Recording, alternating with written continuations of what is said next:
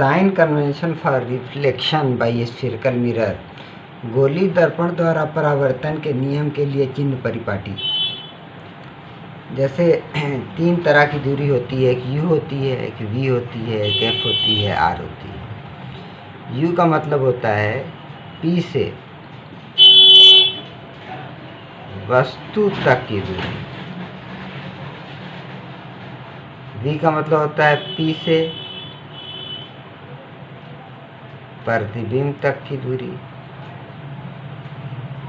F का मतलब होता है फोकस दूरी।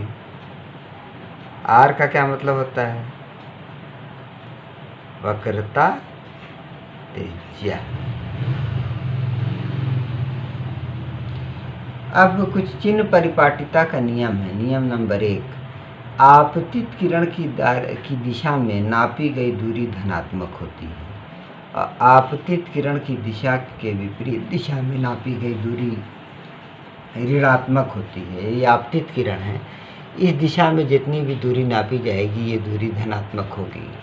और ये आपतित किरण की विपरीत दिशा है, इस दिशा में जितनी भी दूरी नापी जाएगी वो दूरी क्या होगी? ऋणात्मक होगी। मुख्य अक्ष से ऊपर की ओर की दूरी धनात्मक होगी और मुख्य अक्ष से नीचे की ओर की दूरी क्या होगी?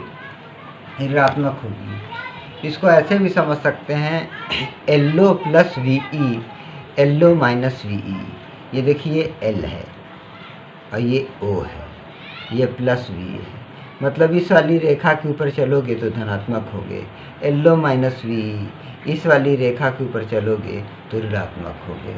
तो आपतित किरण की दिशा में नापी गई दूरी धनात्मक तथा आपतित किरण की दिशा के विपरीत दिशा में नापी गई दूरी ऋणात्मक, मुख्य अक्ष के ऊपर की दिशा में नापी गई दूरी धनात्मक और मुख्य अक्ष से नीचे की ओर नापी गई दूरी ऋणात्मक होती है। इसी को चिन्ह। देखिए, गोली दर्पण में एक मिरर सूत्र होता है, दर्पण सूत्र होता है। वस्तु की दूरी, प्रतिबिंब की दूरी और फोकस दूरी में एक संबंध स्थापित किया गया है।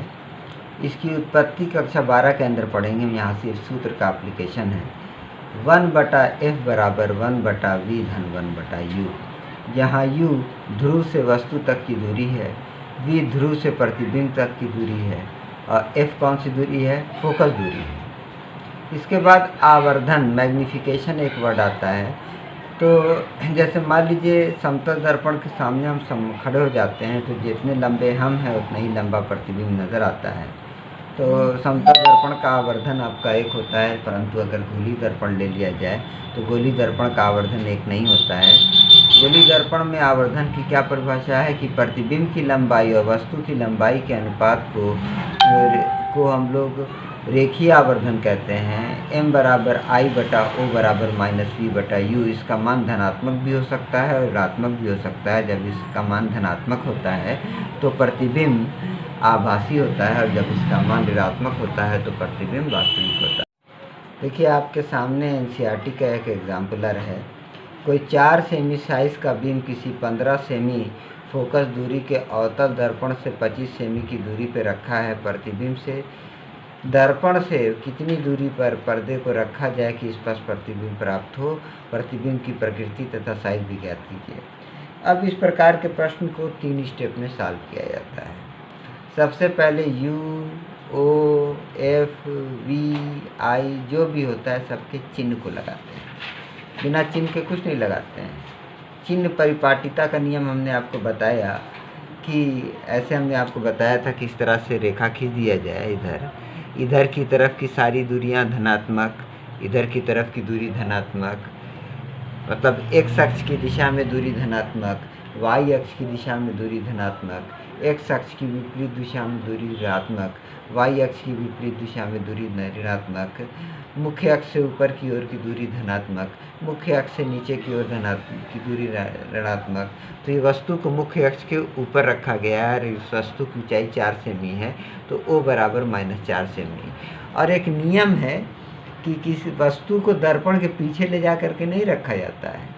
अरे भैया, कभी हम लोग दर्पण के सामने ना अपने चेहरे को रख करके ना वस्तु को देखते हैं। थोड़ी देर दर्पण के पीछे पहुंच गए हमको अपना प्रतिबिंब न नजर आएगा। हम लोग हमेशा दर्पण के सामने आते हैं। तो जब दर्पण के सामने आएंगे तो लेफ्ट हैंड साइड की तरफ चले आएंगे, इधर की तरफ। इस तरह से आपतित किरण की ये दिशा होगी। और ये आपतित किरण की, क्योंकि हम लोग दूरी को ध्रुव से नापते हैं, आपतित किरण की विपरीत दिशा में दूरी नाप रहे हैं। या ये मत समझिए, ऐसे मोटे तौर से समझ सकते हैं कि ये हम लोग एक्स अक्ष की विपरीत दिशा में ये दूरी नाप रहे हैं, तो u की वैल्यू -25 सेमी होगी। अब मसला पैदा हो जाता है f का। f के चिन्ह को लगाते समय बच्चे हमें हज़ार तरह का कन्फ्यूज़न कर सकते हैं। तो इसके लिए एक गाना है, उस गाने को आप याद डालिए, वेक्स पी केव एन। वेक्स में कान जोड़ देना है, कानवेक्स पी, और केव में भी कान जोड़ देना है, कान केव एन। कान्वेक्स का क्या मतलब होता है? कान्वेक्स का मतलब होता है उत्तल, और कानकेव का क्या मतलब होता है? अवतल। तो उत्तल दर्पण की फोकस दूरी धनात्मक होती है और अवतल दर्पण की फोकस दूरी ऋणात्मक होती है। क्योंकि प्रश्न में यह अवतल दर्पण दिया हुआ है और इसकी फोकस दूरी 15 सेंटीमीटर है, अतः ये दूरी ऋणात्मक होगी।